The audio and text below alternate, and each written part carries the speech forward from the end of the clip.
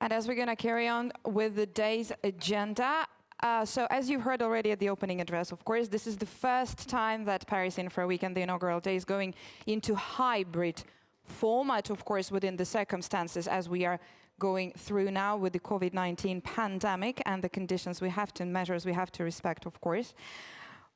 This is why I'm going to say that we have over 1,000 participants following this event online, and we have representatives from over 30 countries, 1,000 people following online. If you are there with us online, please, you have a chat option on the webcast where you can ask us questions as well. The questions we can go into and we pass them on into our speakers and we can comment on them. And if you can also follow us on Twitter, please do so. There is a whole live tweet option to go with. And of course, you can comment, you can ask your questions, just use the hashtag Paris Infra Week. And without further ado, I'm very happy to pass on the floor to the next session. This is the first plenary session, Post-Outbreak, how to face the new global infrastructure needs. Hello, everyone. This one should work. Thank you very much, Sasha. Good morning to everyone. My name is Jean-Jacques Barberis, working at Amundi. I have the huge pleasure today to moderate this first roundtable. So welcome to all. It's great to do it, I would say, physically speaking, because I think what we've learned from this crisis is that it's physical distance we need, not social distance. So it's a pleasure to do something all together. This first roundtable has two main objectives that have been set in a way by Augustin this very morning when he presented and introduced this all day. And the first objective of this session is really to set the stage, to explain what are the change of patterns. I think Mr. Poyanet just mentioned the change of patterns that his company is facing. What are the change of patterns we see on the infrastructure market? And the second objective we have is to make you stay, as we are the first roundtable of the day. The ambition for us is that you feel like continuing to pursue this event and to follow it afterwards. So the topic we'll cover is how to face the new global infrastructure needs. And to do that, I am with four distinguished guests. So sorry, it's not a full gender parity session, to say the least, but this is a nice message to the organizer. Next time, I'm pretty sure we'll find a number of ladies that are pretty good in infrastructure financing. This being said, I have the pleasure to be with Séverin Cabane, the Deputy Chief Executive Officer of Société Générale, Thierry Dallard, the Chairman of Société du Grand Paris, in French in the text, Amir Yahangouri, Partner at Wilkie Farr & Gallagher LLP, and Alain Rocher, CEO and Managing Partner of Antin Infrastructure Partner. So today we're going to dig a little more into how the asset class has evolved in the past month during the crisis. Just to give one figure to have in mind, at the moment there are a little more than 135 billion that are at work on the infrastructure market at European level, and still 84 billion to be invested. Therefore, it means there are still a lot more of money to be invested, and clearly we've seen some evolutions in the behavior of the asset class during the crisis, with notably a huge fall in some sectors on the infrastructure side. This being said, some have remained pretty solid during the crisis, and we've seen a number of them, notably renewable energies, continuing to be quite supported by the investors. So we're going to organize, as we're in France, this conversation into three parts. And during the first part, we're going to cover the behavior of the asset class. Second, what are the needs we perceive? And third, what we do believe the different packages and deals all around the globe are doing to help us to meet these needs. I'm going to start then the conversation on how the asset class has behaved during the crisis, and first maybe on the markets. And to tell that, I think, Alain, you're probably one of the best placed to tell us. So what is your assessment of what happened for the asset class since the beginning of the crisis? Yeah, thank you. Well, first of all, in a nutshell, I would say that the asset class is extremely privileged in the sense that it has been very robust overall, in spite, of course, of diverse disparities, but overall it has been responding extremely well. Just to give you a couple of indication of that, overall the net asset valuations of our peer group namely infrastructure funds in Europe, has been vastly unchanged compared to the pre-COVID lockdown situation. So it has been extremely resilient, as it would be expected.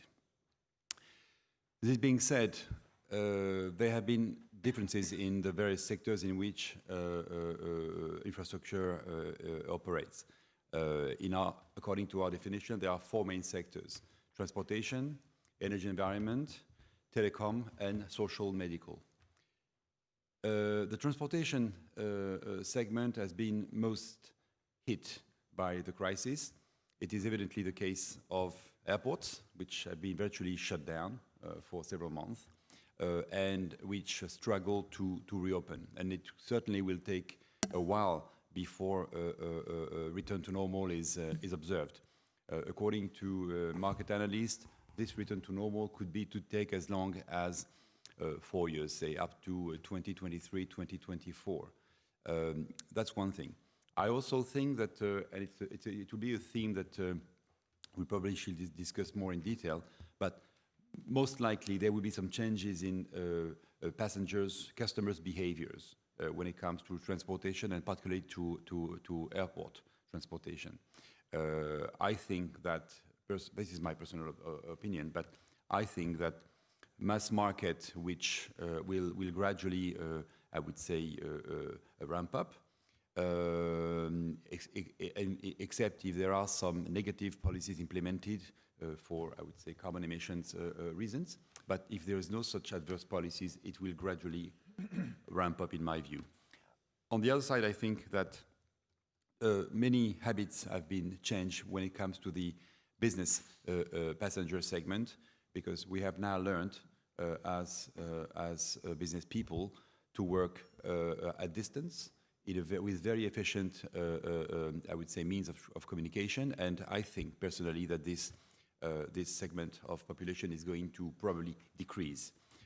In our case, actually, in the case of Antin, we have taken some drastic measures already to reduce the number of people traveling by plane in particular, and partly traveling far away. So transportation, severely hit.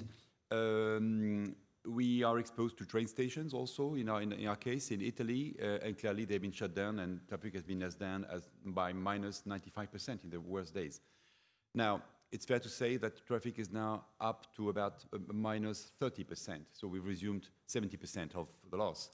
It's not totally back there, and we expect it to be, if Italy continues to have good performance against COVID, to be back, basically at the end of the year, which frankly is a pretty sharp and quick recovery compared to the airline segments. So clearly, transportation hit severely. In the case of energy, as you rightly put it, it has been less hit, essentially because you need energy, whatever happens, whether you work from home or you work from your office, and whether you travel or not. And so this sector has been very resilient. Case of telecom is probably the biggest winner, because if anything, the case for developing better, I would say, telecommunications, more fiber, more telecom towers, has been made. I don't know about you individually, but personally, I was confined, locked down in middle of France, in a very remote place, and I could work and raise some funds actually during the crisis, as though I was staying in my office, which led me to think that maybe I should not spend so much time in my office, and that there are other ways to work. Okay, so I think clearly telecom segment is going to be a big benefiter of the situation, and if anything, the trends to deploy fiber in particular, to move to 5G, is going to be further strengthened and hastened. And lastly, in the case of I would say, social medical, well, this segment, which had been for a while questioned to be, is it really infrastructure? I think everybody now would say, yes, of course, it's essential infrastructure, because we cover essential needs of taking care of people.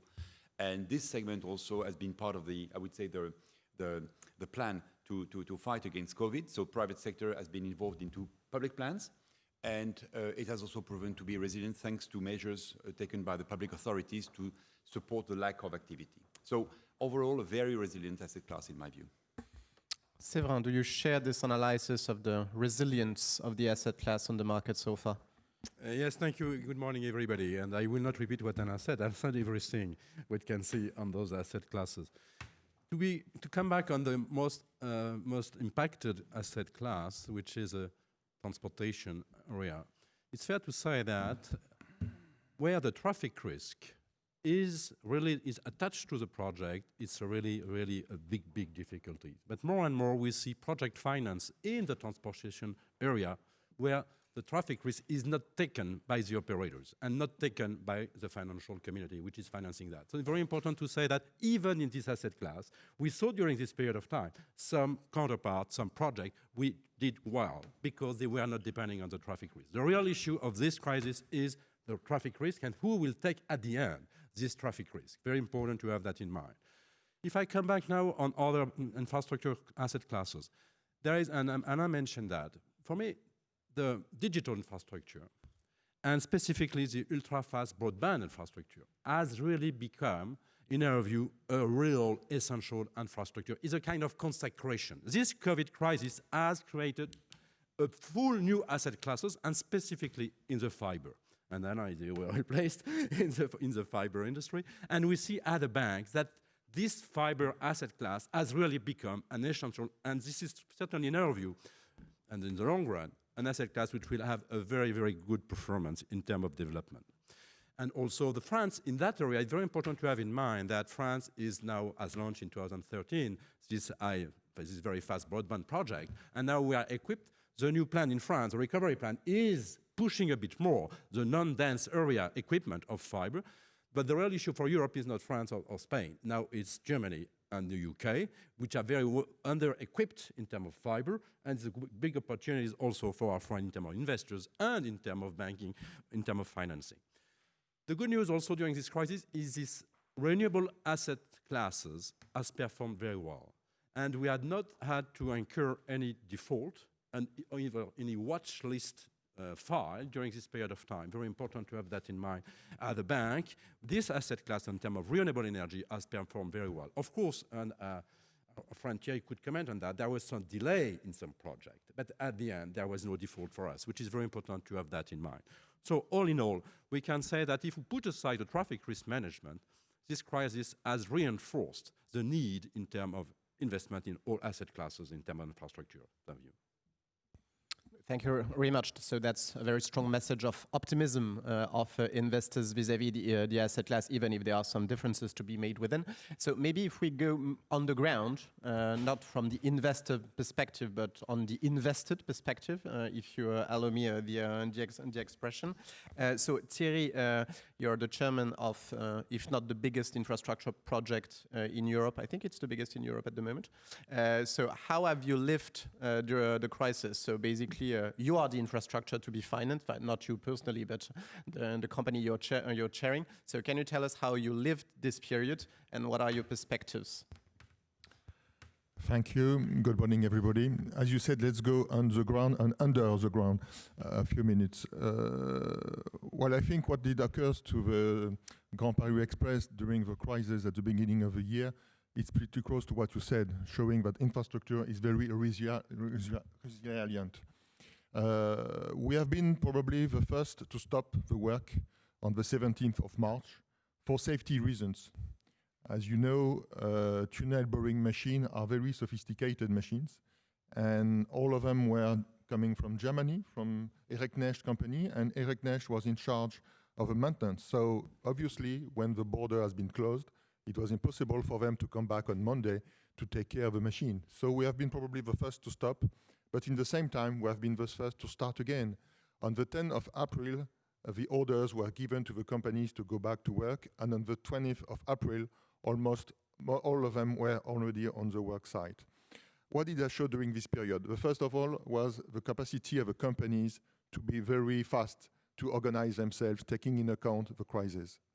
The second point was that during that time, we have been able to issue more than 2 billion euros of green bond, probably at what has been the best price ever for us. So the market was still working, the team was still working, the banks were still working. All the organization was able to deliver. And besides the fact that during, let's say, between 6 and 8 weeks, some of the work sites were stopped. All the activity preparing the tenders for the future were going very well. And one good illustration was the first contract for the line 18 has been signed in May, just 2 weeks after the time it was supposed to be signed. So from our perspective, all the partners involved, I'm talking about the contractors company, I'm talking about the banks, I'm talking about the engineering companies, have been very, very active during that period. And when we try to make, let's say, a forecast of what will be the delay, I will say it's not the fact that we stop for a few weeks. It's more about the disorganization that occurs. For example, when you have to go through a highway or under a railway station, you have to plan it many months before with the companies. If we miss the appointment of just 2 or 3 weeks, you have many months to reorganize it again. So that's why, from our perspective, the consequences on the global delay of the Grand Paris Express will be roughly between 4 and 8 months. And it will probably take till the next year to be able to settle it. As you know, the crisis is still going now. Since summer, we had a few sites who was to be stopped a couple of days, at least 1 week, because 1 or 2 workers were positive regarding the test of COVID, and we have to stop the 80 other people working in the same place. But despite that, all the companies are very mobilized on all the work. So I think, yeah, we can say again that infrastructure assets are very resilient regarding the current crisis.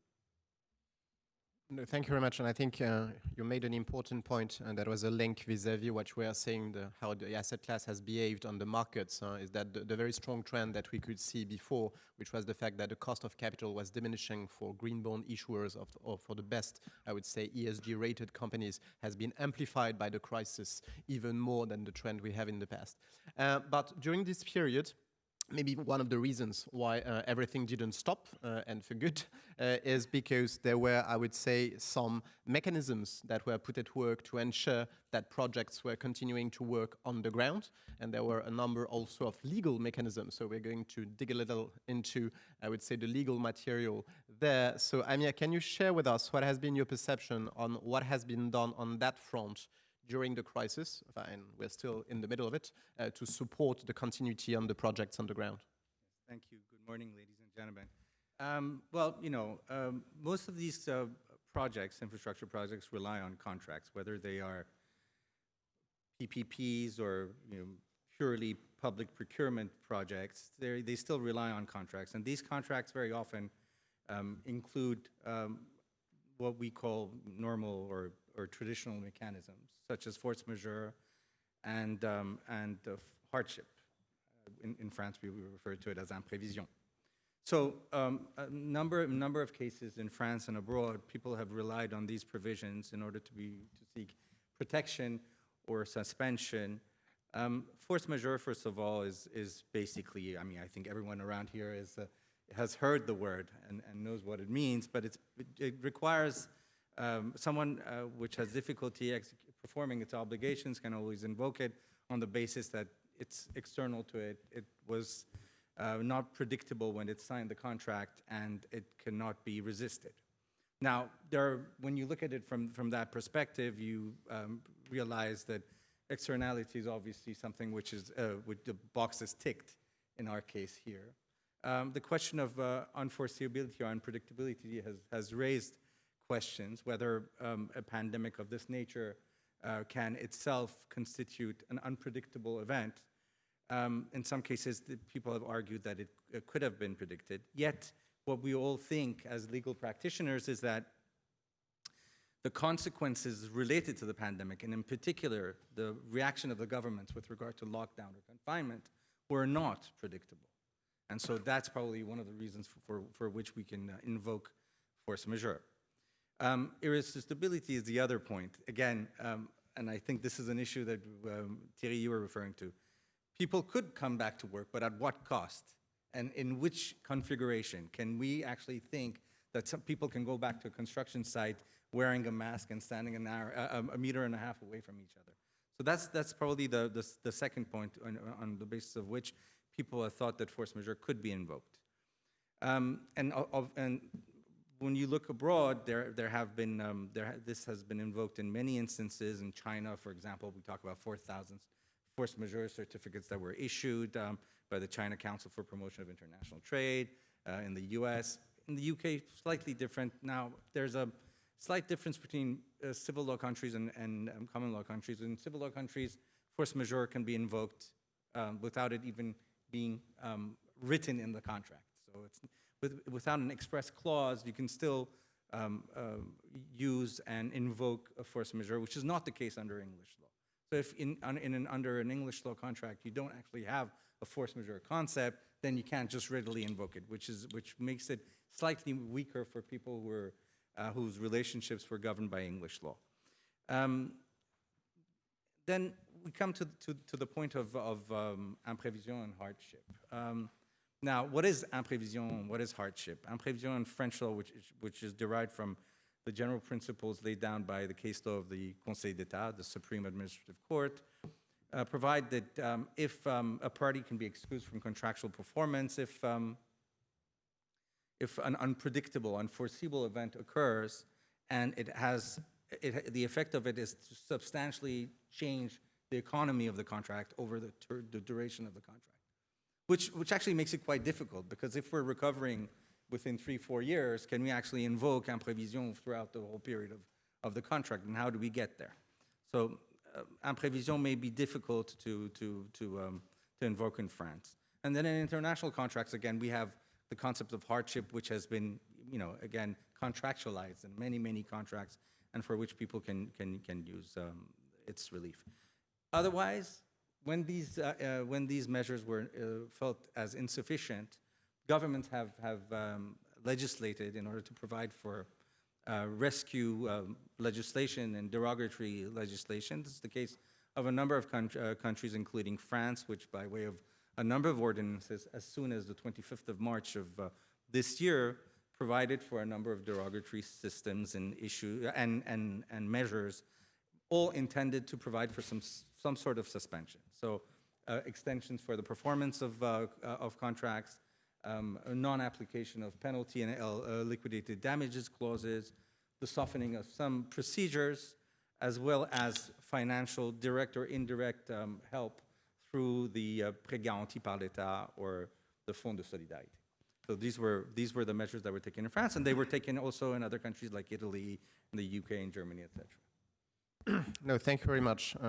Thanks. So there were a number of French words in your intervention. Conseil d'État, force majeure, imprévision.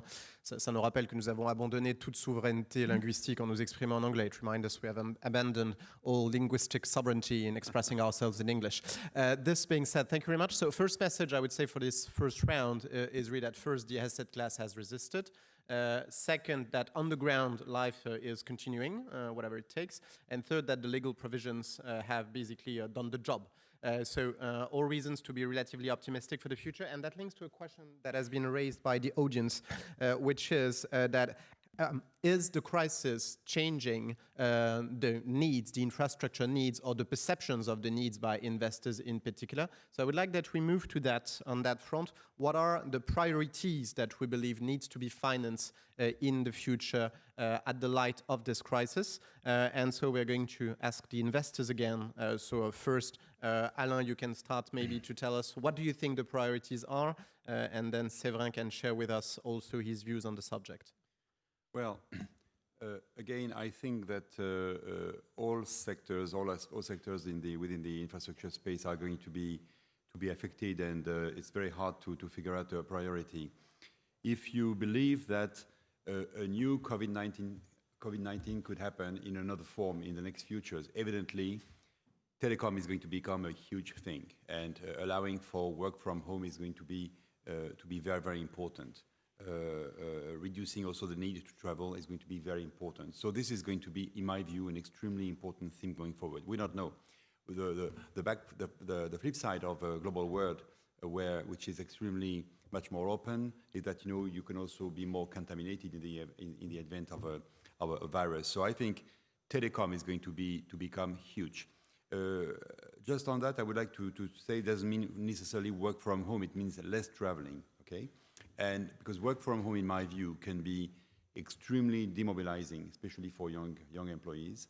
It's not easy to, it's always pleasant to work from home, for a couple of days, but when it comes a month, it comes a quarter, 6 months, etc., or a year, it becomes very destructive in terms of, I would say, ability to come back to a normal, I would say, work life. So this is one thing. So that's the first trend, more telecom, more means of telecommunication. In the case of transportation, I think that a reflection is now engaged onto how to allow for a very safe, I would say, safe and clean way of traveling. It can be in buses, can be in metros, it can be in trains, in planes.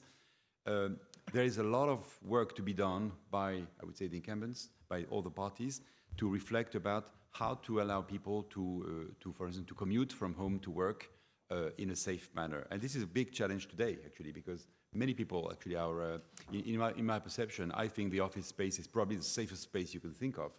Now, traveling from home to the office is probably one of the most dangerous parts. We have to be very practical about that. So how can we ensure that, safety measures are implemented? And of course, the third element of risk is, I would say, private personal life, because evidently if you've got some kids who have been contaminated by other kids and they come back home, it's an issue. But so I think we have to reflect globally. We're not going to deal with personal lives of people, but we can certainly work on means of transportation. So these are, in my view, the two main sectors. The third one comes to health.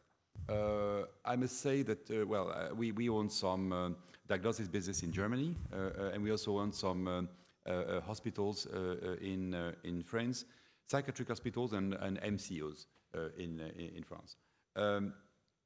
Those sectors have been actually, and we also own some nurseries called Babylou. So those sectors have been very severely affected by the crisis. In the case of MCOs, of clinics, they have been part of a global plan with the public sector, public hospital sector, to deal with the COVID-19 crisis, and I would say in a very efficient manner. This being said, and we see this threat looming back again, it was at the cost of maintaining normal surgical operations. Okay, so many operations were postponed. So clearly, I think going forward, there is a plan to rethink how you can organize hospitals, clinics. You need a real health plan, a global health plan, to be sure that when the new pandemic comes, we are prepared and we have means so that people don't stop being taken care of if they have some cancer, need chemotherapy, because they cannot access a hospital which is focused on the COVID-19 crisis. So this is very, very important. But I think, yes, this is going to be, in my view, the three main trends going forward. So, thanks, Alain. So basically, we understand that you're going to deploy capital in telco, transport, and health probably in the future if you see the right project. Yes. So is it the same type of approaches or sector for one of the largest French banks? So Séverin, can you tell us what are your perspectives for the bank and what do you intend to finance in the future? Yeah, thank you for this question. I will not come back on what Alain said, that the first, probably the most important essential infrastructure that this crisis has discovered is this telecom infrastructure. And the fiber, the 5G, it will become a real first class, if I may say, in terms of investment in the next time.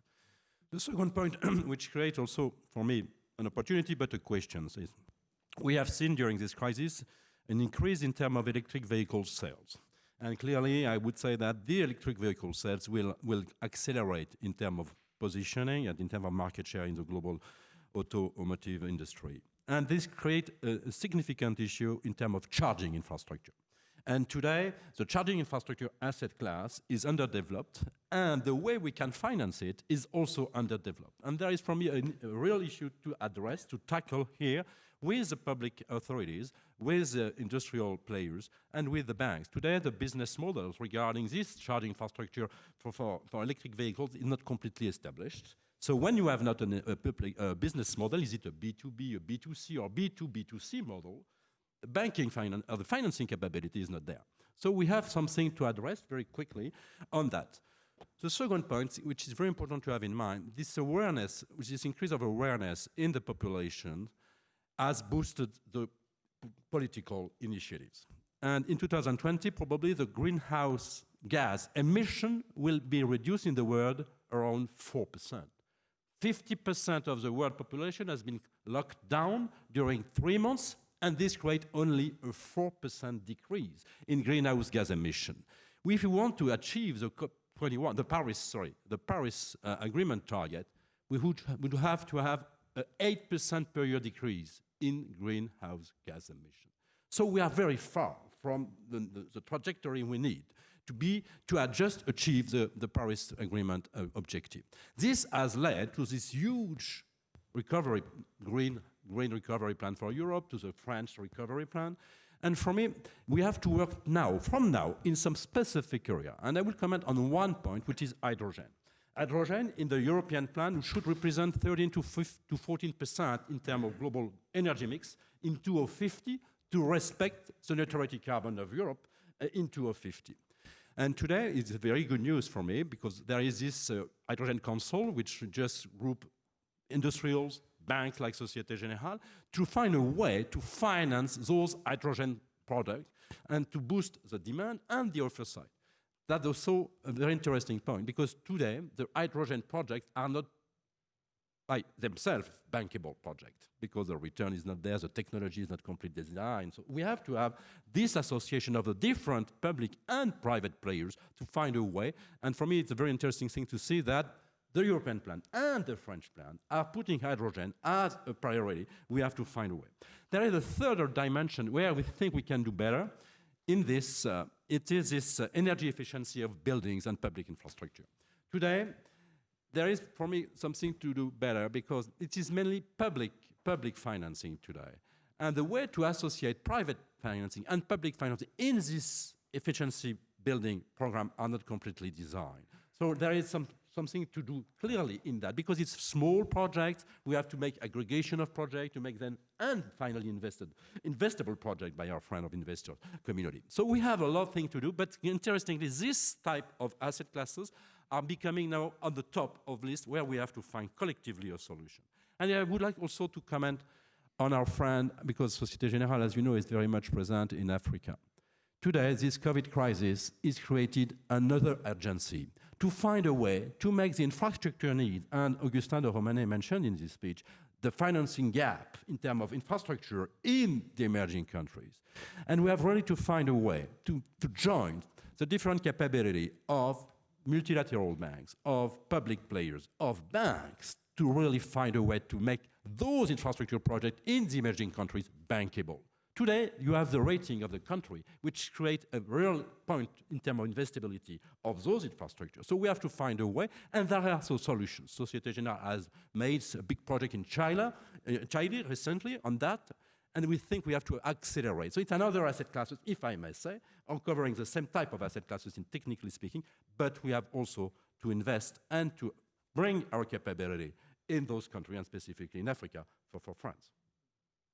Thank you very much. And from a pure asset manager perspective, I think we completely share green securitization, for instance, or I would say increase of blended finance at large are clearly areas where probably we will deploy more and more capital in the future. Maybe coming back on the ground, Thierry, I have a very simple question for you. What do you need at the moment? If you need anything. Let me think about it. Well, I will say, to do such a huge project, we need three things. But at the end of the day, you will see that it's the same thing. We need money.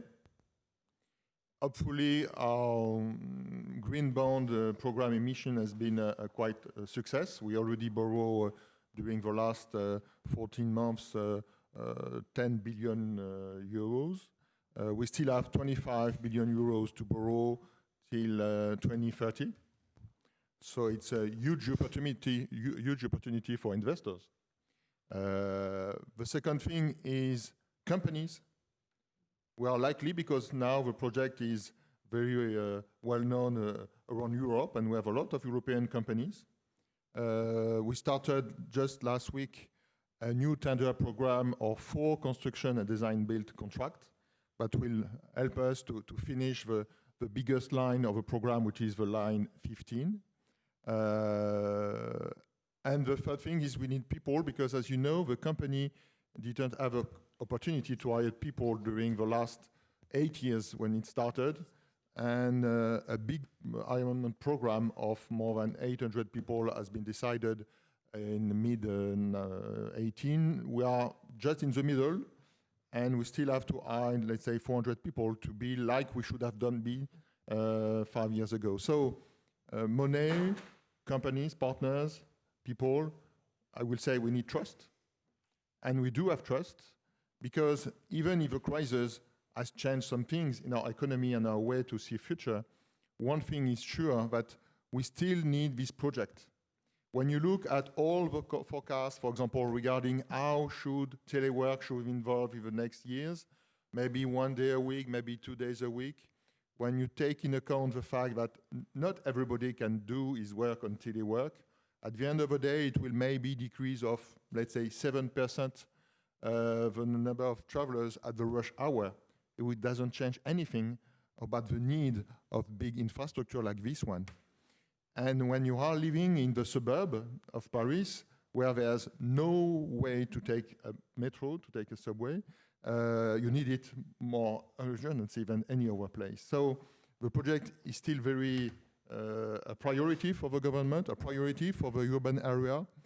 And as I said, we do have a trust of all the partners. We need to finish it. No, thanks, Thierry. And when you were saying what we need first is money, then you had the vice president of the European Investment Bank who appeared on the screen doing this. So I think, I don't know if it was for the right connection or if it was a support to your appeal, and it just disappeared when I was saying that. But we still have 10 minutes ahead of us to pursue this conversation. Maybe one thing, because we started to talk about the bridge between the needs and the deployment. Maybe we need also some mechanisms or tools to be continued to be deployed in order to make the right matching. So maybe, Amir, you can comment on that. What do you expect for this type of means to be implemented in the future? The emergency measures and the invocation of force majeure and prévision were really there to suspend things. They didn't actually deal with them. They basically just stopped the bleeding. So what's happening right now is that there has been an accumulation, in particular for any of the projects which were demand risk projects, of loss of cash. So there are a number of projects around the globe who are in severe solvency issues right now. And we think, for example, that airports are going to, a number of airports around the world are going to live very difficult times. So I think one of the first issues that one would think of from a legal perspective is how the governments are going to help with these projects in terms of the demand risk. How are they going to help to bridge the gap? Can they, for example, can we come up with solutions where governments provide for some financial guarantees to lenders to basically keep these projects ongoing? We're still confronted with people who are sticking to the contracts and to the risk allocation that was initially designed for these projects. So there is going to be an issue there with all these traffic risk projects. So government guarantees, maybe governments can also step in order to bridge the financial gap between the revenues post-COVID and something which would have been the pre-COVID business plan of the projects. Some agencies around the world, PPP agencies, which are the public counterparties of projects, are also going to be hit by cash problems. So governments may also want to consider making efforts, financial assistance to their agencies that are involved in the PPPs. But this is only short term and I'd say medium term. I think in the long term, what I think we should be doing is to have a new outlook on the risk allocation of these projects. In OECD countries and developing countries, for the past 25 years, I can witness that. What we've done is we've gone to ever stronger risk allocation in favor of the public entities, and the private companies have taken on a lot of risk which they were unable to manage. And we're seeing it today. some of these risks are not manageable, and they were massively transferred to the private sector. So there is going to be an issue as to how we want to reassess this and whether we want to take a new look at risk allocation. And this is something which is more concentrated on OECD countries. And developing countries, however, are still kind of following in that step. So I think when we're talking about resilience of projects, we're talking about climate change, we're talking about in the environment, we also need to make sure that our contracts are resilient to further shocks. So whatever shock it is that will come, and the pandemic was one. Thank you very much. To, I would say, end up this conversation, there is a very good question, which is that the global infrastructure financing gap is impressive, but how can we address it in the context of the growth of the public debts all over the world, which is a nice transition to the last part of our conversation, or how do we perceive all, I would say, the relaunch packages that we see on the ground, the green deals, what is our perception of that? Is this enough? Are there also some additional regulatory things that we need to make sure that we bridge the gap? So to change a little bit the order, maybe Séverin, can you elaborate first on that? And how do you see the Green Deal, for instance? For me, it's a very positive initiative. It's an holistic project, which is covering everything we need to address during this period of time. And it's a big amount of money. Now the question is how to implement, how to get access to our counterpart, to our client, to our investors, to those funds. And it's something which is very concrete. And today we have already everyday questions from clients. How can I go to that? And there is a complexity because you have the European level, you have the country level, you have the regional level, and the municipality level. All that, there is a big amount of money everywhere in those different. So for us today is to support and to help and to clarify how to get there, if I may say. The first thing is there. There is also a second point which is very important for me, if I may mention. It's long-term investment. And to have long-term investment, and it has been mentioned by Amir, the key point is to create trust. And to create trust, the first condition is to have stable and reliable legal environment. And today there is still some discussion, even in France, to have retroactive decisions impacting past investment decisions. If I can take this view in Spain you do remember certainly after the 2008 crisis, they changed the rule retroactively. In 1 year, the level of investment has diminished by 99%. Because the trust of investors has disappeared. It's very important to have that in mind for our public authority and decision makers. We have to have, for long-term investment, a real stable and reliable legal environment. And it's also true for banking supervision and banking regulation. And today, you know, there is still discussion in the Basel IV regarding the infrastructure risk-weighted asset calculation, the way the own fund of bank has to be allocated to this project. There is a good news, as you know, there is this infrastructure supporting factor which has been introduced in the new regulation, which is 25%. Now the eligibility has to be designed, but we are working on. But simultaneously, as you know, there is the EBA and the ECB revisiting the internal modeling in terms of own funds calculation for banks. And probably this will jeopardize this infrastructure supporting factor. So at the end, the cost of financing infrastructure could be higher than it is today. So it's another point which is create some instability. So for me, yes, it's very, very important point. Today, we have to create this stable environment in terms of legal and banking regulation, and then to create the processes to get access to all that funding. Alain. I could not agree more with what Séverin said, because at the time we were hit particularly in Spain in the renewable space, and also in Italy. And if anything we need, what we learned, our lessons, is that we certainly need absolute stability in policy. So if you set a price for, say, some watts produced by some solar photovoltaic farm, it has to be respected, even though the state can think that it's too full a price at some point. It has to be respected, otherwise the market is killed. And it's exactly what Séverin said. After those retroactive cuts, which actually on which the Kingdom of Spain lost actually the battle after years and years of arbitration. Well, nearly 99% of investments in the renewable space were just shut down, and basically no one wanted to invest anymore in Spain because the trust was gone.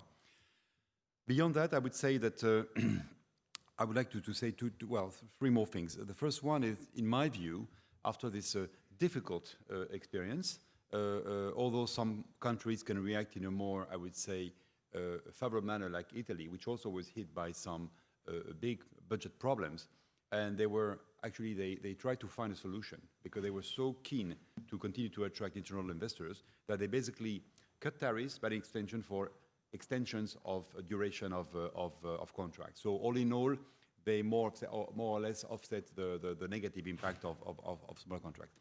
This being said, in spite of different policies implemented by different countries, I think the best is to invest in sectors which are economical without subsidies or without, I would say, any kind of help. And I think that the big progress is made, especially in the solar PV field in terms of efficiency of panels, goes into that route. So I'm pretty much optimistic that we will see much more, I would say, economically funded grounded projects going forward. When it comes to New Deal, I think there's another issue, which is, and that's my last point, which is how do you account for clean energy? And I think there's a big debate these days in Europe, as you know, according to whether it's called this awful name, taxonomy, whether you include nuclear energy or not in it. Let's be very clear, unless nuclear energy, and I'm not an advocate or lobbyist for the nuclear sector, but it's a clean energy. And I think it should be very important to put it into this ground. Thank you. I think, Thierry, you're going to have the very last word. So what is ultimately, what do you expect from the packages that are underground, and what do you expect in the long term? And maybe one thing that you can say is you're probably the best place for an appeal to all investors all over the world. Why do you think it's a good idea to, I would say, do infrastructure business in Paris? Because that's a little bit why we're here for. Well, maybe just to answer to this last question, the Grand Paris Express is not only a transportation project, it's a global project. It's a global project that will help the city to rebuild itself on itself without using land, without using agricultural land or natural land. And I'm very concerned by the fact that when I arrived more in 2.5 years ago, everybody was saying, hey, it's the biggest project in Europe, which is true. But the question is not just being big or not big. The question is being global. The Grand Paris Express is not the 21st century project because it's the same size of the one which has been made during the last century, 200 kilometers. It is the project of the 21st century because it's a global one. It's not just a question of mobility. It's a question of urbanism. It's a question of welfare. It's a question to provide people and citizens a way of life which help them to be happy. It could be naive to say that, but this is the issue of it. And when I say I'm very confirmed, and to come back to your first question about the future, I do think about what did happen after 2008, after the crisis. After the crisis, we have seen among the Eurozone to a very strong decrease of investment public policy in infrastructure. Not only in infrastructure, but a global decrease in investment. Why such a thing? Because at that time, let's talk about France, we reached around 100% of the debt of GDP, 100% of GDP. And to keep and to remain in the Maastricht criteria, especially the 3% of public expenses, it's the investment policy which has been decreased. And I am very concerned about what will happen in 2 or 3 years from now. When we look at the debt, it's probably at that time around 1.20%, maybe 1.30%. If the decision is the same, which means if we do use the Maastrichtian criteria in the same way, it will not help us to do investment and will not help us to fight what we have to fight in the future. I know we are late, but I would like just to add one point to address your question. Paris is probably the best place today in the world in terms of infrastructure. Why? Financing, I mean. We are the best and the most sophisticated investors in terms of infrastructure, clearly. We have all the companies in terms of industrial companies which can address infrastructure technical question. And we have the #1 banks in terms of infrastructure finance in the world. the French banks has been always leading this asset class financing. And just for information, Société Générale has been ranked #1 in renewable by Infra News this year. So we have all the best, if I may say, investors, industrials, and banks, and legal, of course. So yes, Paris is a place to be, and I would like to thank for this organization. Thank you. Thank you very much. I think there couldn't be a better conclusion. So based on that, thank you very much for this conversation, gentlemen. I think we all of them a round of applause. Thank you very much. Thank you.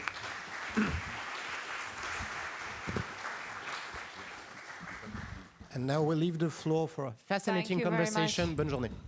Merci. Thank you so much for this panel, for the first plenary session of the day, of the inaugural day of the Paris Infra Week. Thank you very much.